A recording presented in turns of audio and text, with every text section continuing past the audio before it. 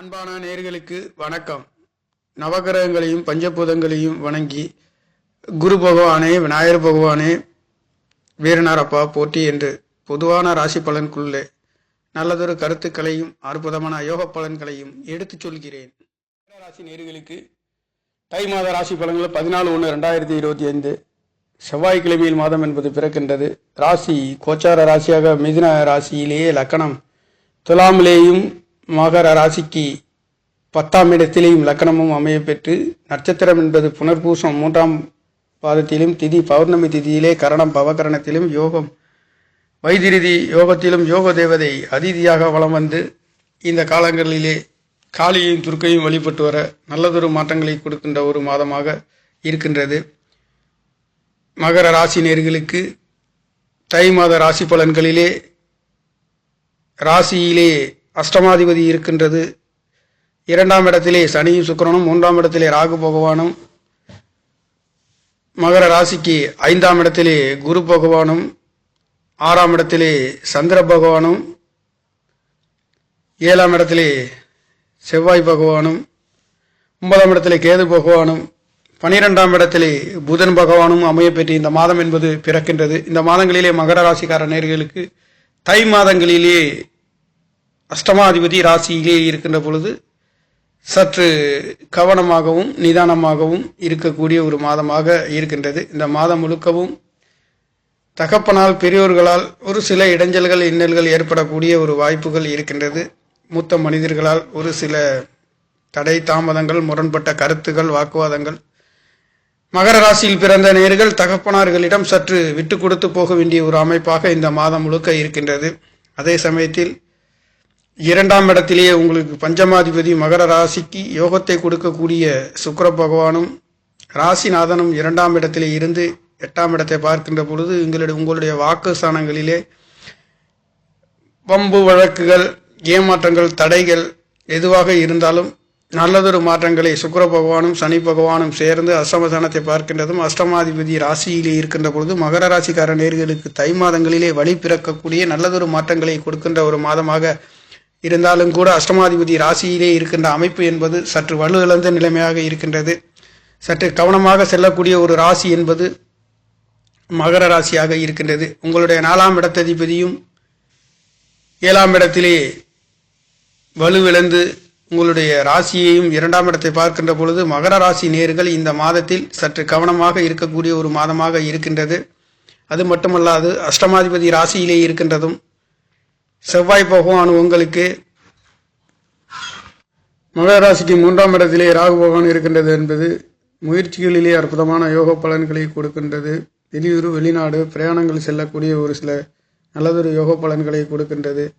உங்களுடைய மகர ராசிக்கு 7ஆம் இடத்ததிபதி என்று சொல்லக்கூடியவர் 6ஆம் இடத்திலே மறைந்து ராசியின் அதிபதி 12ஆம் இடத்தை பார்க்கின்ற பொழுது சுப விரயங்கள், வெளிநாடு, கல்யாணங்கள், சுப விசேஷங்கள் நடக்கக்கூடிய ஒரு மாதமாக சந்திர பகவான் பௌர்ணமி திதியிலே இந்த மாதம் என்பது பிறக்கின்ற காரணத்தினாலே மகர ராசிக்கு பற்பல யோக பலன்களை கொடுத்தாலும் குருவின் பார்வை ராசியை பலப்படுத்துகின்ற மிகப்பெரிய ஒரு அற்புதமான அமைப்பு. அது மட்டுமல்லாது குருவின் பார்வை என்பது 10ஆம் இடத்திலேயும் தொழில் சாணங்களிலேயே விழுகின்ற காரணத்தினாலும் மகர ராசிக்கு பஞ்சமஸ்தானத்திலேயே குரு பகவான் இருக்கின்றது என்பது முயற்சி சனாதிபதி விரையாதிபதி என்று சொல்கின்றவர் பூர்வ புண்ணியாதிபதி என்று சொல்லக்கூடிய குரு பகவான் சந்திரனுடைய நட்சத்திரத்திலே சென்று கொண்டிருக்கின்ற இந்த தை மாதங்களிலே வழி பிறக்கக்கூடிய பஞ்சமஸ்தானத்திலே குருவின் பூர்வ புண்ணியாதிபதி என்று சொல்லக்கூடியவரும் 2ஆம் இடத்திலேயும் ஒன்றுக்கொன்று 4, 10 என்று சொல்லக்கூடிய கேந்திர ஸ்தானங்களிலே தேவகுருவும் அசுரகுருவும் இருந்து கொண்டிருக்கின்ற இந்த தை மாதங்களிலே மகர ராசிக்கார நேயர்களுக்கு நல்லதொரு மாற்றங்களை 2ஆம் இடத்திலே பஞ்சமாதிபதி பூர்வ புண்ணியாதிபதி குழந்தைகளை பற்றி குறிக்கக்கூடிய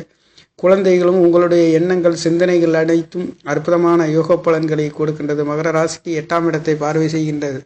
சுக்கிரனும் சனி என்பது எதிர்பாராத அதிர்ஷ்ட வாய்ப்புகளும் வெளிநாட்டு யோகங்களும் கிடைக்கப் பெறுகின்ற ஒரு தை மாதமாக இந்த மாதங்களிலே மகர ராசி என்பதே ஒரு சர ராசியில் இந்த ராசியின் அதிபதி என்பவரும் சுக்கிர பகவானும் சனியும் சேர்ந்து அஷ்டமஸ்தானத்தை பார்வை செய்கின்ற அமைப்பு என்பது வெளியூர் வெளிநாடு பிசினஸ்கள் வியாபாரங்களுக்கு செல்லக்கூடியவர்களுக்கும் நல்லதொரு மாற்றங்களை கொடுக்கின்றது.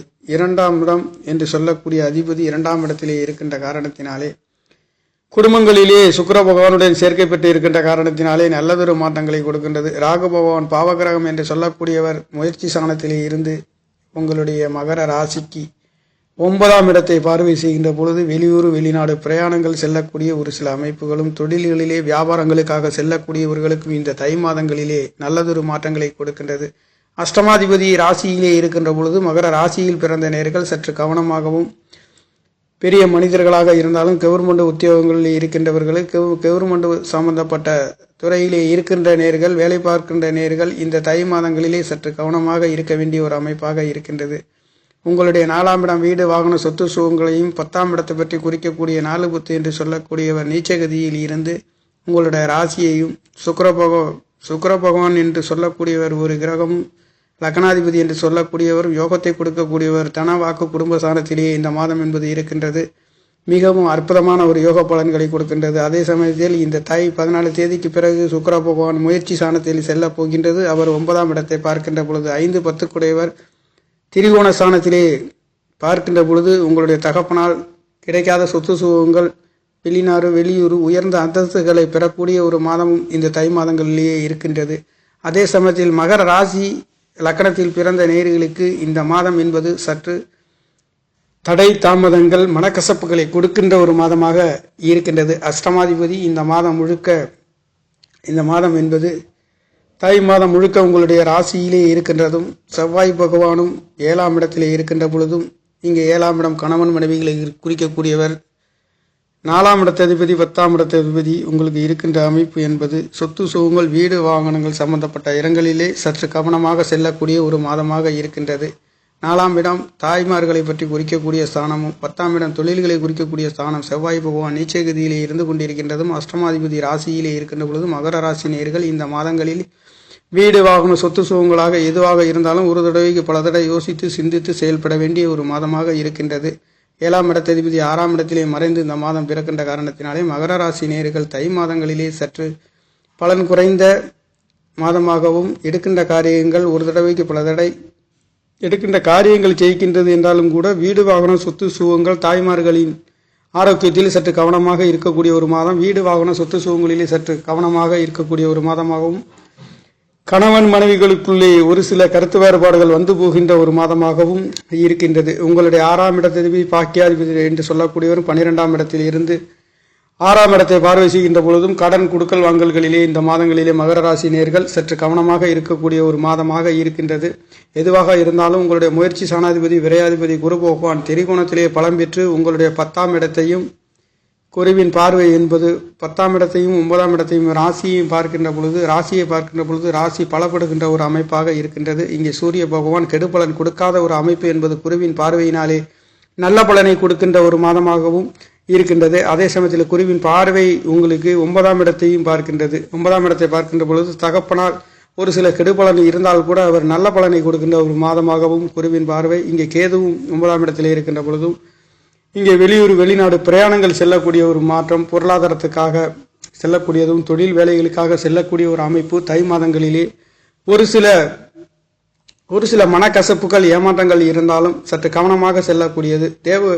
தேவகுருவும் அசுரகுருவும் ஒன்றுக்கொன்று 4 10 என்று சொல்லக்கூடிய கேந்திர ஸ்தானங்களிலே வலுப்பெற்று சுக்கிர பகவானும் 2ஆம் இடத்திலேயும், முயற்சி சாணாதிபதி தேவகுரு என்று சொல்லக்கூடிய ஒரு பஞ்சம ஸ்தானத்திலே பலம் பெற்று இந்த மாதங்களிலே செல்கின்றதுனாலேயும், அது மட்டுமல்லாது 7ஆம் இடத்தின் சந்திர பகவானுடைய நட்சத்திரத்திலே குரு பகவான் பார்க்கின்ற காரணத்தினாலே சகலவிதமான யோக பலன்களையும், குருவின் பார்வை என்பது பலமாக இருக்கின்ற காரணத்தினாலே சகோதர சகோதரிகளால் மனக்கசப்புகள், தகப்பனால் ஒரு சில மனக்கசப்புகள் அனைத்தும் மாறுகின்ற அமைப்பிற்கு குருவின் பார்வை என்பதே சுபபோகமான நல்லதொரு மாற்றங்களை கொடுக்கின்ற ஒரு மாதமாக தை மாதம் என்பது மகர ராசிக்கார நேயர்களுக்கு நல்லதொரு மாற்றங்களை, ஆரோக்கியத்திலே நல்லதொரு உயர்வுகளையும் கொடுக்கின்றது. 9ஆம் இடத்தை பார்க்கின்ற பொழுது அந்தஸ்துகள், உயர்ந்த பதவிகள் கிடைக்கின்ற ஒரு மாதமாகவும், கவர்மெண்ட் சம்பந்தப்பட்ட இடங்களிலே ஒரு சில கசப்பு ஏமாற்றங்கள் இருந்தாலும் 9ஆம் இடம் என்று சொல்லக்கூடிய சாணாதிபதி 12ஆம் இடத்திலும் மறைந்து 6ஆம் இடத்தை பார்க்கின்ற பொழுது குடுக்கல் வாங்கல்களிலே சற்று கவனமாகவும் இருக்கக்கூடிய ஒரு மாதமாகவும் இருக்கின்றது. அதே சமயத்தில் மகர ராசி நேயர்கள் தொழில்களிலே வேலைகளிலே இருக்கின்றவர்களுக்கு நல்லதொரு மாற்றத்தை கொடுக்கின்றது. மகர ராசிக்கு 8ஆம் இடத்ததிபதி ராசிக்கு 8 கொடையவராக ராசியிலே இருக்கின்ற பொழுது ஒரு சில மனக்கசப்புகள், தகப்பனால், மூத்த மனிதர்களால், கவர்மெண்ட் உத்தியோகத்தில் இருக்கின்றவர்களாக இருந்தாலும் நீங்களும் சற்று கவனமாக செல்லக்கூடிய ஒரு மாதமாக இருக்கின்றது. அதே சமயத்தில் குருவின் பார்வை விழுகின்ற காரணத்தினாலே எந்த ஒரு கசப்பாக, எந்த ஒரு ஏமாற்றமாக இருந்தாலும் அதிலே வெற்றிகளையும் உயர்வுகளையும் கொடுக்கின்ற ஒரு மாதம் என்பது தை மாதம் என்பது குருவின் பார்வை பரிபூர்ணமாக கிடைக்கின்ற காரணத்தினாலே சகலவிதமான இடைஞ்சல், இன்னல்கள், வம்பு வழக்கு, கடன், நோய் வழக்குகள் அனைத்திற்கும் குருவின் பார்வை என்பதே சுபபோகமான நல்லதொரு மாற்றங்களை கொடுக்கின்றது. 2ஆம் இடம் பலமாக இருக்கின்ற அமைப்பு, முயற்சி ஸ்தானத்திலே ராகு இருக்கின்றதும் 9ஆம் இடத்திலே கேது இருந்தாலும் குரு பகவான் பார்வையிலே செல்கின்ற காரணத்தினாலே உங்களுடைய 4ஆம் இடம் வீடு, வாகனம், சொத்து சுகங்களிலே சற்று கவனமாக செல்லக்கூடிய ஒரு அமைப்பு. குருவின் பார்வை என்பது சனி செவ்வாய் மேல் இல்லாத ஒரு அமைப்பு, நீச்சகதியிலே இருக்கின்ற காரணம் என்பது 4ஆம் இடத்ததிபதி தாய்மார்கள் சொத்து சுகங்களையும் பற்றி குறிக்கக்கூடிய ஸ்தானத்திலே செவ்வாய் பகவான் 4ஆம் இடத்ததிபதி இருக்கின்ற காரணத்தினாலே இரவு நேரங்களிலே வண்டி வாகனங்களில் செல்லக்கூடிய மகர ராசி லக்கணத்தில் பிறந்தவர்கள் சற்று கவனமாக செல்லக்கூடிய ஒரு அமைப்பாக இந்த தை மாதங்களிலே இருக்கின்றது. இந்த மார்ச் மாதம் 22ஆம் தேதிக்கு பிறகு செவ்வாய் பகவானும் 6ஆம் இடத்துக்கு போகின்ற காரணத்தினாலும் தை மாதங்களிலே உங்களுக்கு கிட்டத்தட்ட நல்லதொரு பலன்களை கொடுக்கின்ற ஒரு மாதமாக மகர ராசி நேயர்களுக்கு தை மாத ராசி பலன் என்பது பற்பல நல்லதொரு யோக பலன்களை கொடுத்தாலும் கூட ஒரு சில நேரங்களில் கவனம் நிதானமாகவும் கொடுக்கல் வாங்கல்களிலேயும் குடும்பஸ்தானங்களிலே கணவன் மனைவிகளிலே உறவினர்கள் சம்பந்தப்பட்ட துறைகளிலே எவராக இருந்தாலும் இந்த மாதங்களிலே சற்று கவனமாக செல்லக்கூடிய ஒரு ராசி என்று சொல்லக்கூடிய ராசி மகர ராசியாக இருக்கின்ற காரணத்தினாலே சகலவிதமான யோக பலன்களை பெற்று நல்லதொரு யோக பலன்களை கொடுக்கின்ற ஒரு மாதமாக இருந்தாலும் கவனம் நிதானத்தையும் கையாள வேண்டிய ஒரு ராசி மகர ராசியாக இருக்கின்றது நேயர்களே. அதே சமயத்தில் யோக பலன் என்பது குருவின் பார்வையும் சந்திரனின் பார்வை 12ஆம் இடம் என்று சொல்லக்கூடியதும் சுப நிகழ்வுகளும் சுப விசேஷங்களும் ஆன்மீக ஸ்தலங்களுக்கு சென்று வருகின்றதற்கும் பெரியோர்களின் ஆசி கிடைக்கின்ற ஒரு அற்புதமான உயர்ந்த பெண்களாலும் உயர்ந்த மனிதர்களாலும் நல்லதொரு யோகம் பலன்களையும் பஞ்சமாதிபதி 2ஆம் இடத்திலே இருந்து இருக்கின்ற ஒரு அமைப்பு என்பது குழந்தைகள் நல்லதொரு படிப்புகளிலே முன்னேற்றங்களை பெறக்கூடிய ஒரு மாதம் என்பது மகர ராசிக்கார நேயர்கள். இது ஒரு சர ராசி, தொழில் ராசி, சனி பகவானுடைய ராசியிலே பிறந்த நேர்கள், அதுவும் கர்மக்காரகன் தொழில்காரகனுடைய ராசியிலே கர்மக்காரகன் 2ஆம் இடத்திலேயும் பஞ்சமாதிபதியும் 10ஆம் இடத்ததிபதியும் 2 சேர்ந்து இருக்கின்ற பொழுது ஒரு சிலருக்கு தொழில் வேலைகளிலே மாற்றங்கள் கிடைக்கக்கூடிய அற்புதமான தை மாதங்களிலே வழி பிறக்கக்கூடிய தை பிறந்தால் வழி பிறக்கும் என்ற பெரியோர்கள் சொன்ன வாக்குக்கு இணங்க அற்புதமான யோக பலன்களை மகர ராசி நேயர்களுக்கு தை மாதம் என்பது கொடுக்க போகின்ற ஒரு மாதமாக பிறக்கப் போகின்றது நேயர்களே. நன்றி, வணக்கம். என்னுடைய சேனலை சப்ஸ்கிரைப் செய்து ஷேர் செய்யுமாறு, லைக் செய்யுமாறு மிகவும் அன்புடன் கேட்டுக்கொள்கிறேன். நன்றி, வணக்கம்.